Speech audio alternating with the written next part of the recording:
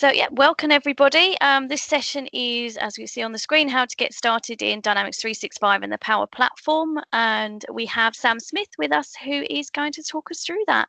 So thank you, everybody. If you can make sure that you're muted, and obviously if you have any questions, put them in the chat and I'll field the questions for Sam as we go through the presentation. Thank you. Lovely stuff. All right, good morning, everyone, and welcome to the session on how to get started in D365 and the Power Platform. My name is Sam, and you'll see my sort of smiling cheeky face in the bottom right-hand corner there. The reason for this session has really come about because I started, a sort of third career, we could call it, about 2 months ago as a Dynamics 365 functional analyst. Prior to August of last year, I could quite happily tell you I didn't know what Dynamics, Power Platform, anything about Microsoft Business Applications. But I find myself here today, working with the product and really relishing the chance to learn more about it every day.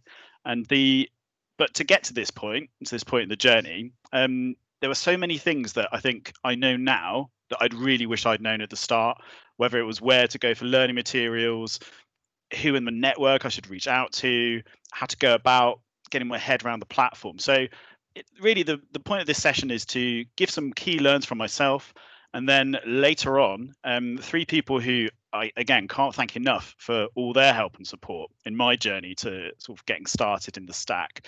We've got Laura, Alex, and Craig later on, who are going to sort of hopefully flesh out some of the points that I'm going to talk about, and just give you guys a bit more sort of key points and things that you can go away with to hopefully get started yourselves in D365 and the Power Platform. So if we dive in and just have a little overview of what we're going to be talking about. So the very first point, and you could probably argue that this is going to be something that would be useful to any pursuit in life, and something that's really helped me over the last 11 months, is fostering a continuous learning mindset. It sounds a little bit culty, but the whole idea is that, much like a sportsman, or much like I found in my previous career as an opera singer, more on that later, but it's this idea that little and often, every time you learn something new and you build upon what you have done previously, it doesn't have to be this element of, I'm at the very start, I don't know how on earth to get over here. It has to be a sort of chipping away at it and reviewing your process as you go. So that's kind of like a soft skill that I think will stand anyone in great stead moving forward. One of the ways that really helped me and build a framework around my learning and sort of make me decide, okay, I want to sort of learn how to better develop a Canvas app, or okay, I'm really interested in the sales aspects of things, is earning Microsoft certifications. Now, again, that can be a sort of a daunting process when you log on to Microsoft Learn and you see all these roles and go, okay, what on earth am I going to do? So we're going to hopefully break that down a little bit for you into sort of like a what, when, why, and how.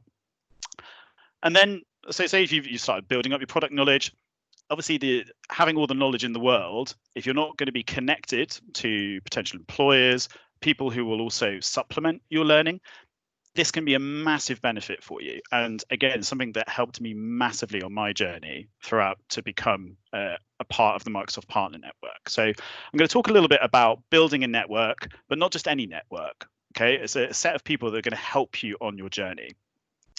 And then I suppose really this next point, it could well be a point, we could do a whole hour talking about how to apply and interview for your first position in D365 and the Power Platform. Previously to coming into Microsoft Consultancy, I worked as a recruiter for a Microsoft Consultancy. So hopefully I can bring a little bit of that previous knowledge to you as well. And then at the very end, I'm very grateful to all 3 of them being here. We're going to have a chat with Laura, Alex, and Craig, who I think all of them have done at least 6 months in consultancy, but obviously a little bit further on in the journey from me, and we'll hopefully be able to just share some of their experiences and sort of some of the maybe sort of the surprises and things that they also wish that they knew or now know that they knew when they were applying. So if we dive into, you can see a wonderful illustration on the right hand side there. I think we can all agree that learning and improving oneself around a full-time job or full-time study for something else, it is incredibly difficult. And fitting it around family and all of those things, it is very, very difficult. So one of the things that really, really helps me again is instead of sort of maybe taking your weekend off, for example, and just saying, right, screw everyone, I'm going to sit down and work my way through these certifications, do 8 hours at a time. It's not going to benefit you long term. I think one of the things that, and as, again, someone who helped me massively through this journey has been Julian Sharp. And one of the things he always said to me was, listen, instead of sort of taking sitting down for 4 hours and working really hard at, getting down sort of like what you can do with custom entities and what you can't, just set aside 30 minutes a day and then gradually build your knowledge base. And what will happen is you're much more likely to retain what you do in those 30 minutes than, say, if you sit down and you smash through sort of like a couple of modules, and then probably the next day you're probably going to retain maybe 10, 15% of that. So that's one of my main elements to learning is kind of set aside that 30 minutes per day, and then you'll make the whole thing a lot easier. And the next thing I was saying is especially when we come to maybe learning later in life, especially if we've gone through, you go through school, go through A levels, perhaps going to university, you have very kind of a very set framework in which you have to follow. And then if you decide, for example, you want to learn specific modules of D365 or learn about the Power Platform, all of a sudden you've got this massive spectrum of things that you can do, but there's nothing to discipline you in that. And I think one of the things that you can do for yourself that will really, really help is to sort of take a step back and set what I say are reasonable and attainable targets. So, for example, if you've never looked at the platform before, or you're a very nascent stage in your learning, probably saying to yourself, okay, I'm going to sit my MB200 or my MB300, one of the core exams, after 2 weeks, is probably not that reasonable. Yeah. So for me, it's about choosing an exam, and we'll talk about this in our next slide actually, but is choosing an exam. Say if it's one of the fundamentals exams, so if it's your MB901 for Dynamics or Power Platform or Azure, is to choose a date and then plan backwards from there. And probably if you're setting aside 30 minutes a day, probably 4 to 6 weeks is a reasonable amount of time to set yourself. And then, as I say, it's a cumulative journey. And then when we keep a structured learning diary, you can look back on that and you can go, yeah, you celebrate the wins. Because again, as we were sort of saying before, if it was easy, as I say at the very top of this slide, everybody would be doing it. So you will be setting aside time and sacrificing time that you could be spending with your family or with your friends or watching YouTube, whatever you do. So when you have invested that time, it's so important for your, to keep this going long term, is to then to be able to look back and kind of go, oh yeah, actually, with this time that I've spent, I've achieved this, this, and this, and this. And again, these are what could be seen as quite basic learning mindsets to have in mind. But again, when we don't have a structure put in front of us, and we're kind of saying, right, I see this over here, this career, this trajectory that I want to be on, but I'm over here. What I want to try and do today is just kind of put some of the dots into place. So you can kind of go, when you're maybe halfway up at Everest, for example, you sort of, maybe only a quarter of the way up. But it's the fact that you look back on base camp and go, yeah, I've already got my fundamentals. Now I need to do this, this, and this. And you keep building on it. And really, I think, especially as someone starting in the Power Platform, I'm going to segue seamlessly into my next slide, which is all around earning your Microsoft certifications. Now, for me, the certifications, do they teach you absolutely everything you need to know to be a useful member of a project team, whether it be with a partner or whether it be with an end customer? No. However, what they do is when we were talking about that framework that we're going to be looking to sort of fill with our time and energy and learn aspects that we need to, it's going to give you the very best starting point.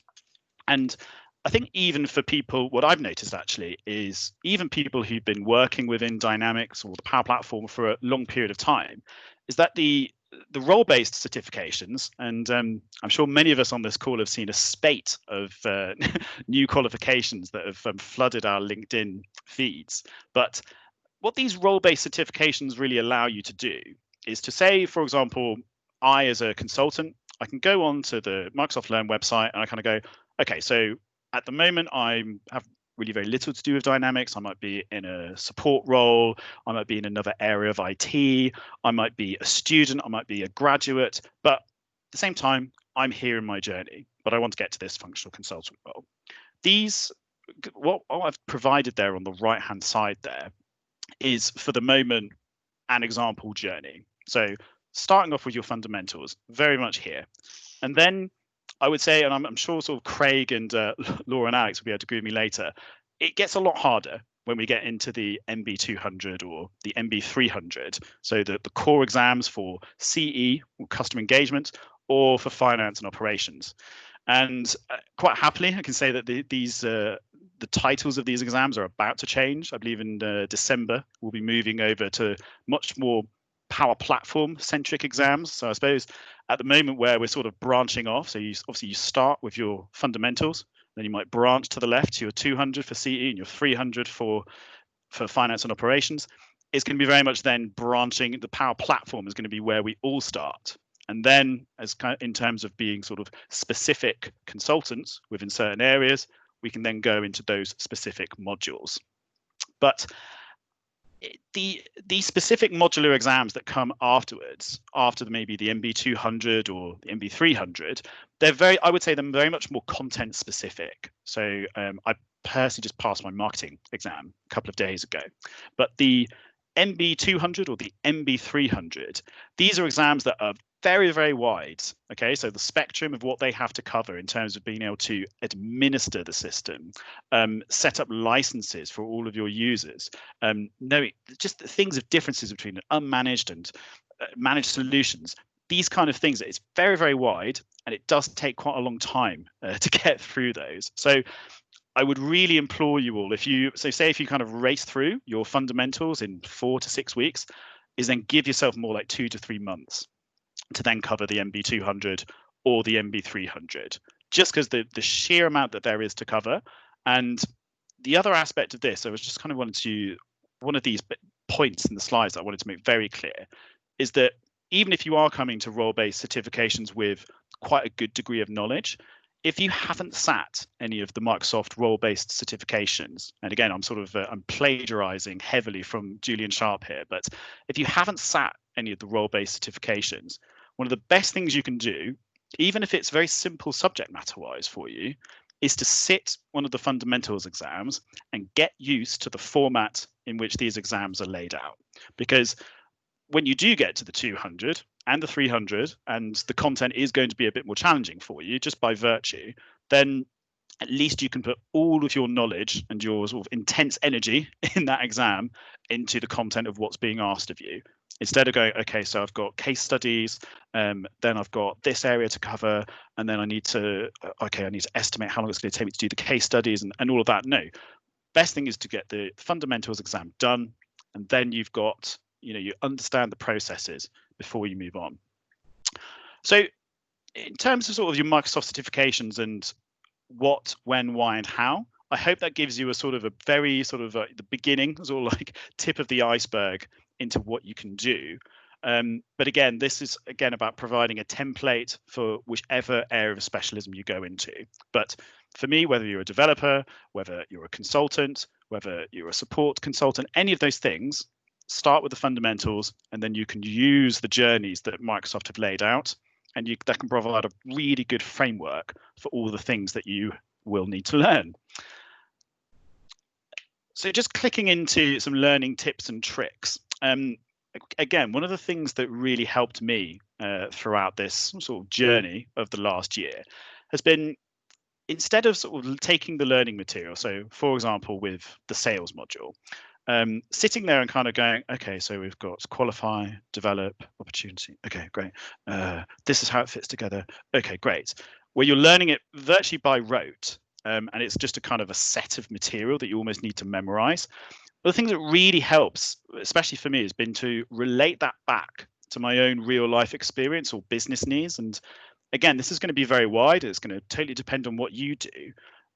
But for me, as working through the sales module, at the time I was, trying to grab bits of learning time around my recruitment day.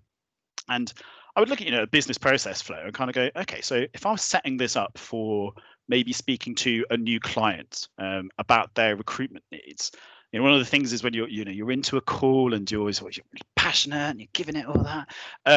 But it's really, really easy to just kind of like drop some of the really fundamental things like, where's the job located? How many days a week? What's the salary? Are you willing to look at contractors? But these are sort of things where I was kind of thinking, well, okay, if I had a business process flow that matched up to that, and it was a required field that then I could only press the next stage and move on to that if I'd fulfilled that criteria, that would be really, really helpful. And then relating that back to what I was learning in the sales module, just it brings the whole thing to life. Obviously, in the learning material of Microsoft Learn, I would say it's getting better all the time. But obviously, we can all get to a point where learning about Contoso and what they're up to and all the different wonderful products that they're putting in, it is important to extrapolate that out and start sort of thinking about how it applies to you. And then that will also stand you in good stead when you're talking to an actual customer and relating what the product can do for them. And the second point, again, you're probably noticing a bit of a general theme with quoting Dear Julian on everything, but it's about getting hands-on with the product. And when I was talking about relating everything back to your real life experience, even if you're working with Dynamics currently and you're, say a support consultant and you're looking to become a consultant with a partner or, whichever direction you want to go in, there will be elements of the system, especially in terms of administering licenses and all the kind of sort of global admin aspects, that you will not be able to play around with, A, in your company's sandbox environment, or B, just looking at Microsoft Learn. Now, they are starting to provide, and I noticed this when I was going through my sales module training, was that they are starting to provide a sort of an example instance to the sort of right-hand side of the page, and you can then complete the sort of appropriate exercise that you're working on. But I think, again, this will be something that Laura, Alex, and Craig will hopefully mirror. But with having your own trial and sort of having your own sort of little baby that you kind of like, you sort of work on, you kind of like set up your own users, set up your own sort of like just approving mailboxes and all of these kind of little things that you will need to do for your MB200, taking out a trial will make your life so much easier. So what I've done, I've just included a link there, and the slides will be available at the end. But there, Julian's provided there's a new experience through the Power Platform portal that you can go through and create your own trial. But he's also got 2 really useful documents on his OneDrive that he's shared about taking out trials. Now, again, I would say when I first started learning the Power Platform and D365, the Microsoft Learn as a product was at more of a nascent stage than it is now, I would say. For the most part, they will provide you a fantastic introduction to whichever exam you wish to take, okay, across the whole spectrum. Will it be purely enough for you to pass the exam? I would argue probably not. And this is where the second link that I've got there, just to docs, Dynamics 365.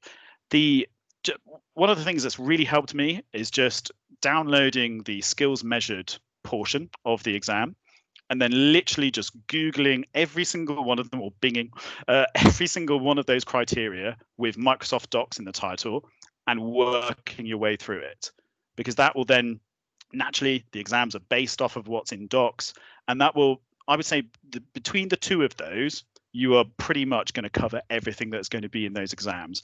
Obviously, guessing which and what isn't in there is another thing entirely. But those 2 in tandem will provide you with a great launch pad to move on from. Now, moving into the revision guides, there is a ton of great community material out there, and again, it's going to really vary on, I can't list literally every single community item here, but from my experience, especially on the CE side of things, Neil Parkhurst's blog. I mean, Neil, if you ever listen to this, you are a god among men. Thank you. The amount of times where I've had an exam coming up and just sort of just gone onto the blog, and I think he's basically written a form of revision guide for every area of CRM for Microsoft. So I would say as a starting point, excellent. Emma Darcy as well has written a really good blog. So I took the MB200, and so can you too, or so you can too, pardon me. That again is probably a little bit more around the sort of practicalities of the exam, but again, another really useful source. The other, I mean, this is a point coming on to the sort of the free study groups. I've, as an opera singer, I can tell you I've spent thousands and thousands of pounds on training. And the idea of sort of just being on LinkedIn, being linked in with Julian and Neil, I didn't understand. I thought there was a sort of a catch where I was logged on, and sort of I said, hi, I'm Sam. I'm learning dynamics in the Power Platform. Really interested in how I can learn more.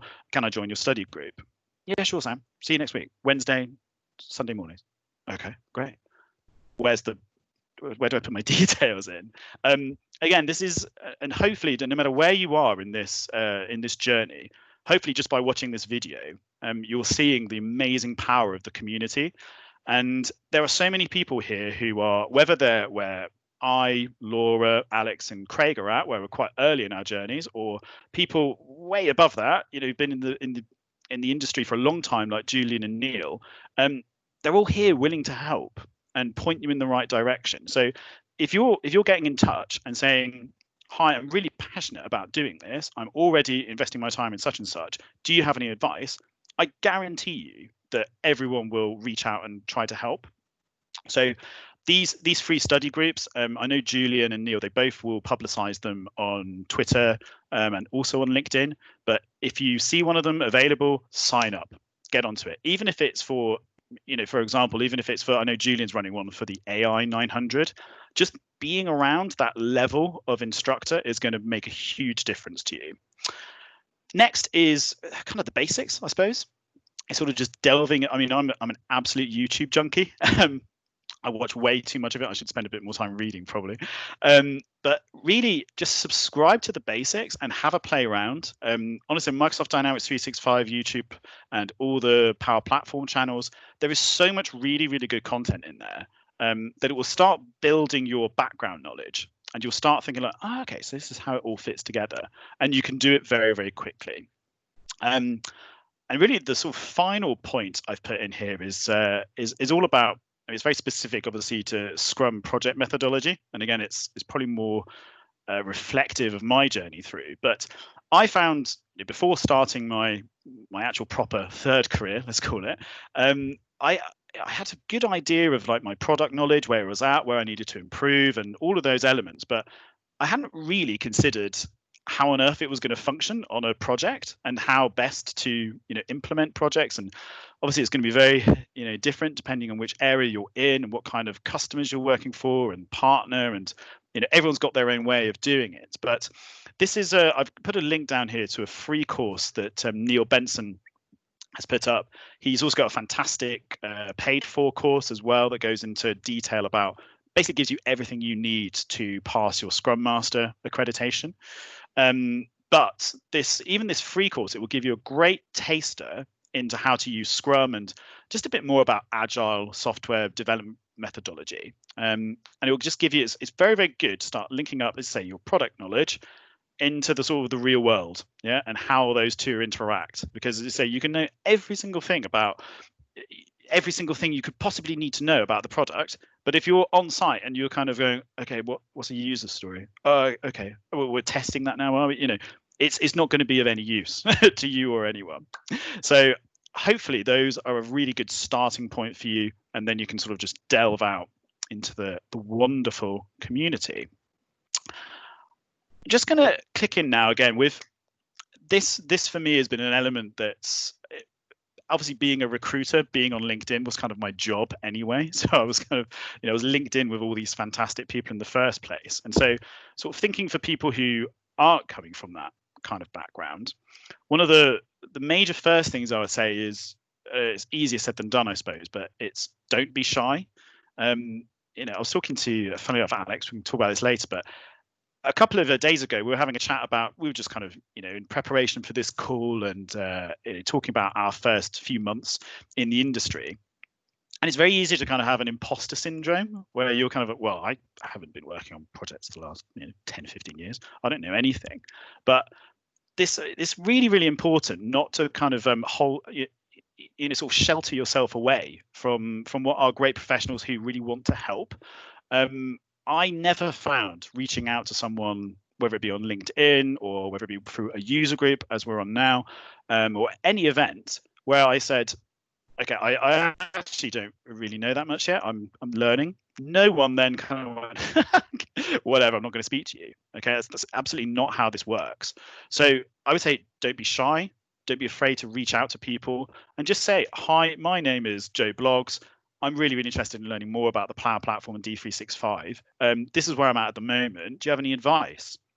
9 times out of, or 9.999 times out of 10, people will help you.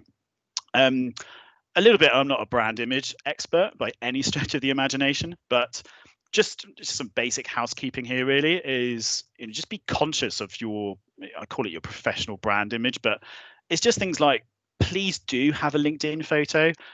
When you're connecting with someone and there's no photo, it turns into this very impersonal interaction, whereas a nice, relative, obviously as professional as your budget will allow you, but a professional photo and then a well-considered job title, even if it's, for example, Joe Blogs, actively looking to improve in the Power Platform.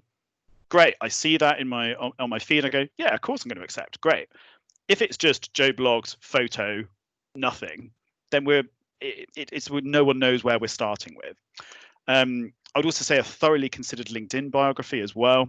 So when people do visit your page, it's very, very clear what your motivations are. That will help a lot, especially if recruiters or if partners are looking at your profile, they're seeing you're presented well from the first point. And of course, we all talk about how important first impressions are, but that first impression on LinkedIn, it's the most important first impression I would say that you're going to give off in your job search.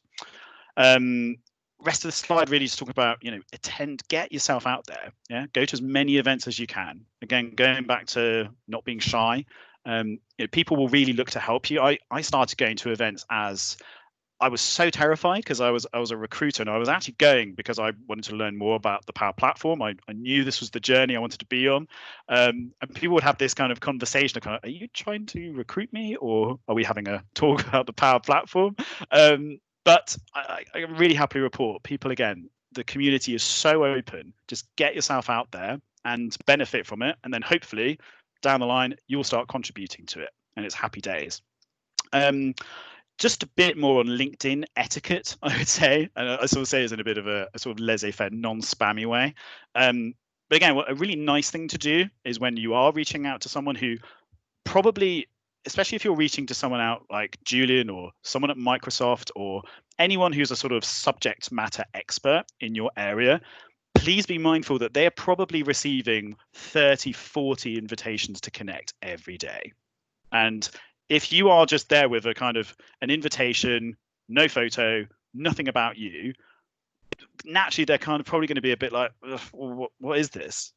So I would really do think this is a very good thing to do. So in your sort of little job title, so when that shows up in there, maybe search about you or how it pops up, have something that is relevant to what you're trying to achieve. So if it is like actively learning the Power Platform, if it's appropriate to what your current job is, that will be massively beneficial. And if you're also sending with a message that you can attach to the LinkedIn connection as well, even if this person doesn't read it, I mean, 9 times out of 10 they will, but even if they don't read it, showing that care and attention to basically saying, I don't know, dear Joe Blogs, I'm currently learning about the Power Platform and D365. I've just passed my 901. I'm looking to improve. If there's any help you can give in terms of learning resources or any advice, it'd be great to connect with you. Job done. Yeah. So let's click into, and again, I think at the beginning I was discussing how this could be a whole presentation in itself, but hopefully time will allow me to go into this in a little bit of detail. So if we go back through the sort of process, we've you've gained your knowledge, yeah, you've got your certifications, so you may have got your MB200 or your MB300 or soon to be PL200, and you've got some modular exams, and you're ready to send your CV to everyone. What now? Take your time. Yeah, it's especially if you've put in the kind of hours that you will need to have to get to this point, to have the accreditations and to have everything set up for you to start applying. Take your time. Yeah, as many people will say, you have to kiss quite a few frogs to find your prince. So don't rush into it. Actually, kind of, and you could almost keep a diary of kind of the interactions you're having, and note down things that you like about a certain partner or about a certain end user. Okay, and start building your own little sort of portfolio of where you want yourself to go. Yeah. The next one is to sort of demonstrate your passion. And again, this sounds a little bit culty, and drive for continued development. So what is that? I would say, especially I obviously see a lot of CVs come across my desk, and especially sort of on the internal recruitment side. It's very, very interesting when you see someone who's at a point where they obviously want to get into the platform, and it's kind of like they're trying to get through that first gate. And the thing that really impressed me is if you're speaking to people on the phone and you hear a passion, yeah, and you hear a drive to kind of so I've done this, this, and this. I'm basically spending all my free time trying to achieve this, this, and this. I realize that I've got somewhere to go, but with what I've done previously, I've demonstrated my drive and passion. I'm really certain I'm going to be of benefit to you over the next 6 months. That is hugely important, because I would say 9 times out of 10, I mean, unless you're coming maybe from a sort of, from a Salesforce or Oracle or a background where you're bringing a prior skill set into this, it's unlikely for a partner or a customer that for the first six months or 12 months that you're going to be, well, no, that's unfair to say that you wouldn't be a useful member of the team, but it's unlikely that you would be a billable member of the team, i.e., producing that company money. So they're going to have to look at you and decide, right, we are going to invest, probably going to invest time, obviously, in terms of our consultants who are going to help you in your journey. We're going to have to invest exam vouchers. We're going to have to do a lot to then see the benefit. So for you as an employee who's here in your journey and you want to get there, get over, get through the gate, if you are going into interviews or your communications with a partner and end user are very low key in terms of, I really want to get into the Power Platform, it's very, very difficult to get excited about. And no matter what your personality type is, I'm sure you might see from me as being an ex-opera singer, I'm relatively outlandish with my gestures, but it's really, really important when you're getting into these situations, when you're in front of an interviewer, that you're showing that you want to be there, that you're passionate about what you've been doing. Because as we go down to the sort of second from last slide, the interviewers, they're not going to be expecting you to have a solution architect level of knowledge of the platform. Absolutely not. They are very well aware of where you are. But in terms of where you're going to get to, where you're over, and this is where the sort of continuous learning mindset comes in, is that, so you landed your first job, don't be the person who then just gets into the platform and then just kind of goes along for the ride. Be the person that's constantly kind of beating down the door of the next thing. Be constantly learning. And that if you can give that impression, they're gonna be like, yeah, great. It doesn't matter, this guy or girl's only here. We're gonna get them to here in no time. Yeah. And we'll talk about this obviously a bit later in our when we start talking to Laura, Alex, and Craig, hopefully. But I know I was definitely a bit. I was very guilty of this, actually. Was feeling like a bit of an imposter. And again, with the fact that you have invested all this time and energy to get yourself to that first interview, you have absolutely every right to be there. And again, it's when you sort of go through these frameworks, and often in employment, and when, depending obviously on which kind of background you're coming from, for a lot of people coming into CRM or ERP, this is a very different kind of job to what they've been doing before. Yeah, it's not just the sort of transitioning from school, A levels, maybe university, maybe an apprenticeship, and then into employment, and then following a certain track. Yeah, this is a sort of a different track, and you're going to have to sort of adjust, your behaviors accordingly. So, but I just want to make this very, very clear. If you've invested the time and the energy, and someone has looked at your CV and decided that, and has spoken to you on the phone perhaps, and decided, yeah, it's worth getting this person in for an interview, then take pride in that. Yeah, go into that interview and be absolutely certain that you have every right to be there. So that for me is all the material that I have personally. As I said at the beginning, we were going to invite 3 other members of the community who, have probably been around a good sort of 6-7 months longer than I have. All 3 helped me a lot in my journey.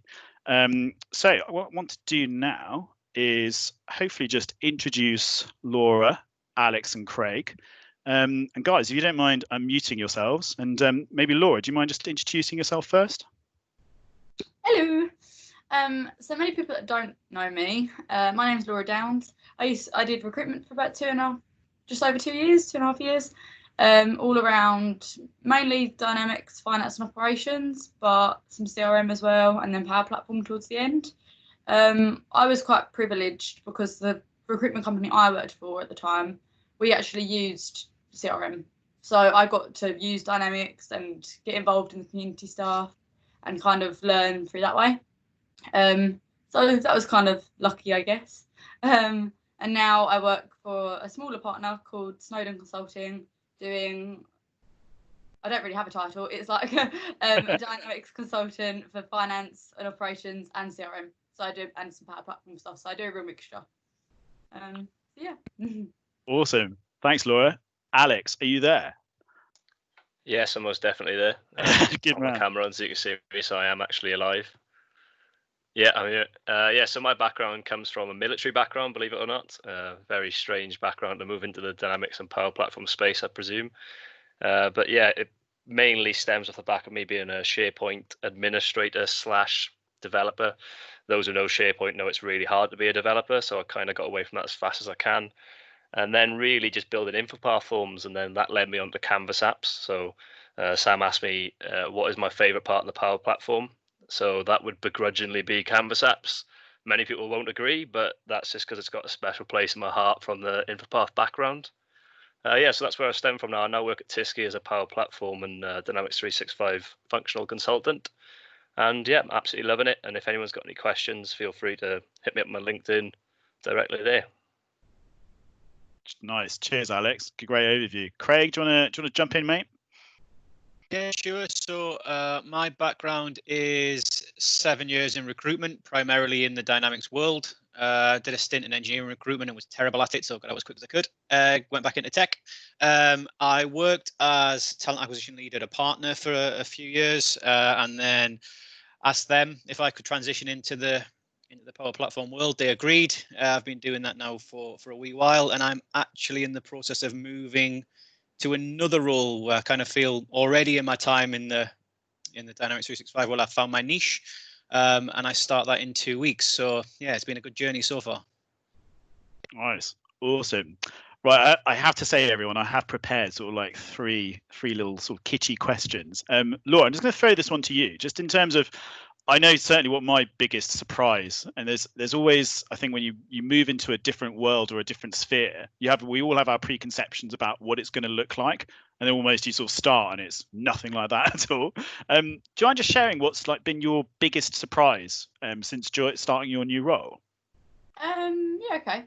So with me, when I first started recruitment, I did a lot of finance and operations recruitment, and I did majority of that throughout recruitment.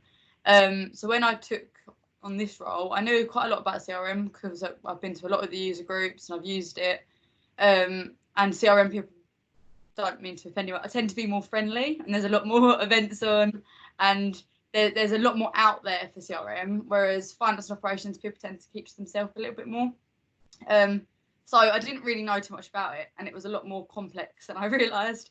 Like I couldn't believe how many modules in finance and operations there were. Like I really couldn't. Sub modules and all of that. So yeah, I guess that was kind of my biggest surprise. But Biggest surprise, yeah. yeah, like I don't think anyone will ever know anything, everything in finance and operations. No, I steer well clear of it personally. It's way beyond my my brain. Alex, Yeah, do you want to kick us off? What's your biggest surprise since starting at Tyskie then?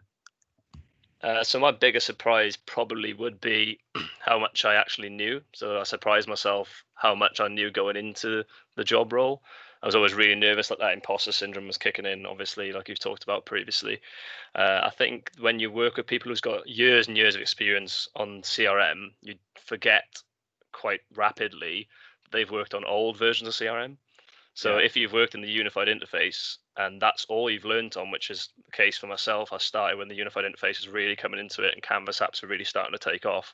So I naturally started to learn all that stuff. And then I arrived at Tyskie and I was always using the unified interface, and I'd be working with someone and they'd be like, what are you doing? Like, where are you heading? Like, because people just don't really understand how it's all working at the minute. And so you're already in a massively beneficial position if you understand the unified interface, if you understand Power Automate, if you understand Canvas apps, then you'll put yourself ahead of a lot of people in the company. And not saying it's a competition based, but that'll kind of remove that imposter syndrome for you. You can have some comfort then knowing that you've actually got experience that's really beneficial to the company and you can really add a lot of value. So that was definitely my biggest surprise.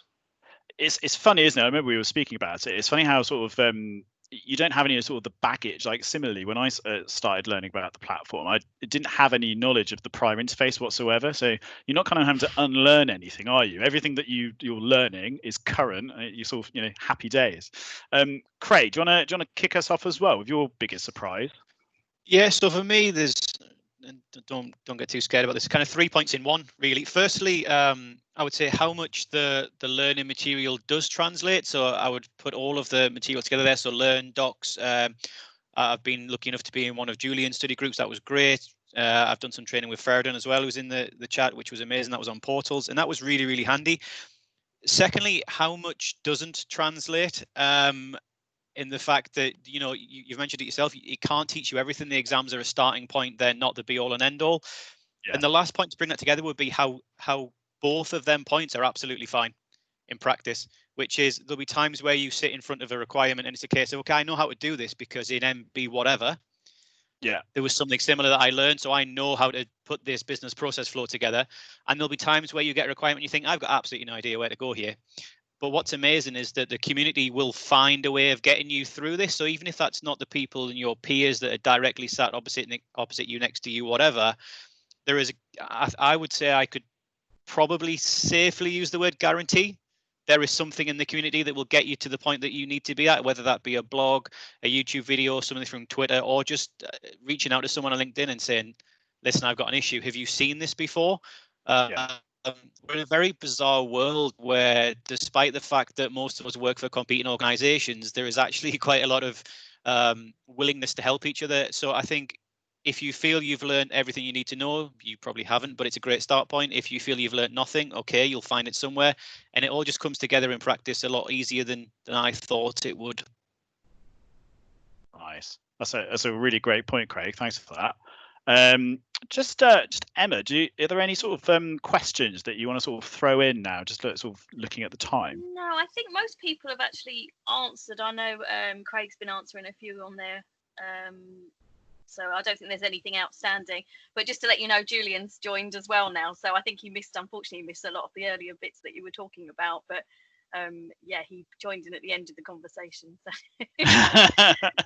So I have told him where his ear's burning because there was lots of great praise for him. But yeah, there was a lot of fanboying from all, I think. But yeah, cool. Well, in that case, I'll just go back again. I feel like the world's worst. It feels like question time. I'm a really budget version of Fiona Bruce. But Laura, I'm going to throw this back to you. Just like, and I think actually Craig touched on some points of kind of like what, especially around sort of imposter syndrome and sort of things that you know now that you wish you knew then. But do you want to run us through anything that that you've now accumulated knowledge wise that you sort of just knew at the very beginning? I think I've got a bit better with Power Automate because I've used it within Power Apps before, and I'd say that's probably my new favourite feature of the whole Microsoft stack bit. I used to use it with Power Apps quite a lot, but not really CRM or FinOps. But we've started to use it a lot more with some of our FinOps clients, which is quite nice because there isn't that much on it online. And that we do have quite a few areas that Power Automate fixes, which is quite surprised me. So that's been quite good. In relation to imposter syndrome, as many you can tell, I'm really awkward with public talking. It's never been a strong point of mine. I go really red. I'm not good at stuff like that. So that's always been my kind of flaw. I'm fine to talk to people one-on-one, but like when there's a big group of people, I'm not very good at it. Well, I think you're smashing it so far. So you need to worry about that. Alex, same question. So, like, what do you now know, which you wish you knew when you started? So probably leading back to my previous point is that not everyone is an expert in everything. So that's a real key thing to take away. So don't let that imposter syndrome override you. Don't let that have doubts in your head then about going into a new position that you're not going to understand things. Like I said previously, you really will be surprised how many people is branched as complete experts, all knowing demigods within the company. But when it comes to doing something in Power Automate that they've not experienced before, they'll come to you for advice. So you may be in a junior situation where you feel like you've got no say or got nothing in the company, and then somebody asks, okay, how do you do this in one of the team's channels or whatever? Then you might pick it up and go, actually, I know how to do that. I've recently done it. Then you might start becoming this point of contact within the company for that certain technology. And then one of the last points I really want to drive home is something I've said in any talks I've been involved in, is there is enough free content and learning material on the net. So please consider that before taking any classroom training. I personally, when I paid for some classroom training, spent my life savings on it, cost me a fortune. I'm not going to mention any more details. There's a bit of a legal thing going on that I'd like to try and sort out. But yeah, I spent a lot of money and I've learned a big lesson from that. So I actually turned up on the first day of this course, sat down in the classroom, and the material put in front of me was the material I'd already done previously. It was on OpenEDX. It was the MB200 official Microsoft learning material, and Mark Smith's face popped up first thing, and I was just put my head in my hands and said, oh, I've done this previously for free. Can I get a refund? And I went through the process, and it didn't happen. So like Sam said, Julian's got some fantastic material. Neil Parker's has got some fantastic material. There's still stuff out there. If you've got any more questions on that, please do approach me, and I'll give you some more information. Yeah, I can actually fully attest to that. So when I was going through sort of the MB200 and all these kind of things, I was talking to Alex a lot, but like ringing his phone off, kind of going, how much time would you put aside to get through this? But I think it's also, I think everyone learns in different ways, don't they? And it's I think there are some people probably who kind of need like a classroom teacher to sort of take them through the material from day dot. There's other people who are quite happy to learn in their own time and sort of make their way through it. Others who need more video content. I think actually the sort of video content around revision guides and things, I think perhaps you three could be something to look into in the future. But for people who learn more with like video material, I think that's sort of something to sort of go down as well. But yeah, so Craig, I don't know if you've also answered this one already as well, but do you want to go through what you wish you knew when you started? Yeah, I think when we were prepping for this, I actually was thinking a lot of the same things that Alex has just said there, which is that, you know, you'd be amazed how many people that we hold up on pedestals are actually very good at what they do, but what they do isn't all of what we do, which I think is quite, you know, it's definitely one to keep in mind on the imposter syndrome. If you can do one thing better than someone else you work with, then you're not an imposter. So that was my original point. But the point I kind of would make on that, because Alex made that point really well, is more from the recruitment perspective, if you like. So I recruited directly for a partner for a few years. And what I would bear in mind for anyone looking to get into this world is that, number one, it's a niche skill set. And I don't want to go into the commercials of that, but they speak for itself. But there isn't enough talent in the market that to what the market needs. Supply and demand dictates that if you show dedication, you show passion, you prove that you want to do this, I guarantee there is a spot for you somewhere. And we used to have a mantra that I put in the chat that said, we can teach technology. We can't teach good behavior. We can't teach drive. We can't teach passion. There's absolutely a place for you. What you need to do is be able to demonstrate it. Going back to your point, how is your LinkedIn looking? How's your CV looking? Have you got the answer prepared for why you want to do this? If you're struggling for a why, maybe ask yourself why. So yeah, that's what I would say is, you know, in hindsight, I was quite lucky because I was nicely railroaded into it at my at my last place, but there is a place for you somewhere if you can show that you want to do this, because the market is smaller than the people it needs. Yeah, actually, I think that's a very good thing just to be aware of, isn't it? The sort of the commercial realities of where, you know, there is a shortage of people, and we're very keen, obviously, to get people into the platform, and that's why it's so important that these, you know, learning materials keep popping up. But, you know, and the other thing we were talking about earlier, Alex, when you were talking about like you know, you can become the point of contact in your company where you join. That is perfectly possible, because this isn't a static thing. There's a learning journey. That's the whole point of what I was talking about at the beginning, is that if you just see yourself where you are in the present of this is my current skill set and this is my current level of knowledge, then obviously you're going to feel a bit of an imposter. But looking back on how you've got to that point in terms of all the courses and all the things that you've done, and you sort of think, well, actually, I'm just going to spend a bit of time, going to learn about this area of the platform I don't know, and then work to become that person.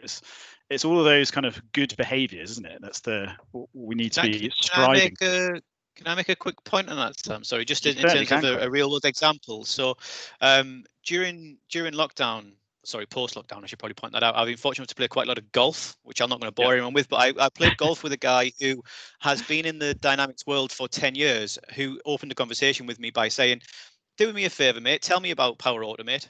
This guy is very well thought of. And, you know, my journey is not very long in compared to him. And he was saying, all I've ever done is classic workflows. I've never needed to. Now I'm being forced to. Can you tell me about it? So I spent lots of time looking for my ball, but also spent lots of time, you know, explaining it to him. So, you know, if we talk about imposter syndrome, this is someone who, in terms of CVs, he would decimate mine if you held them side by side, but there's something there that he didn't know. So I think, as Alex said, the newer stuff, you know, the Power Apps, Power Automate, the newer stuff, by definition, is a good place for us to really hold ourselves apart from our peers in a very non-competitive way. Absolutely. Well, Craig, you've held yourself up as the SME of Power Automate to the world now. It's all. Guys, I would say we are going to have to wrap up, I'm afraid, because we are moving past 8 minutes too now. So apologies to cut you off there.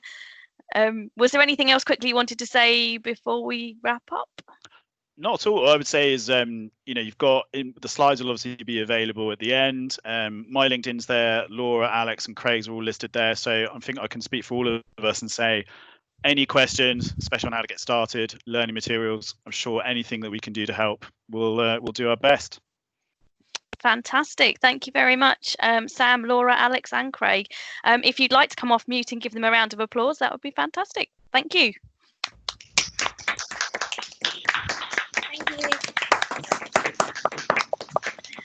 Thanks, guys. I've put the next sessions in the chat. They've gone a little bit further up the chat now, but you've got links to all of the next sessions in there. So it'd be great to see you in one of the next rooms. And thank you very much. Lovely. Thanks, guys. Thanks, everyone. Cheers.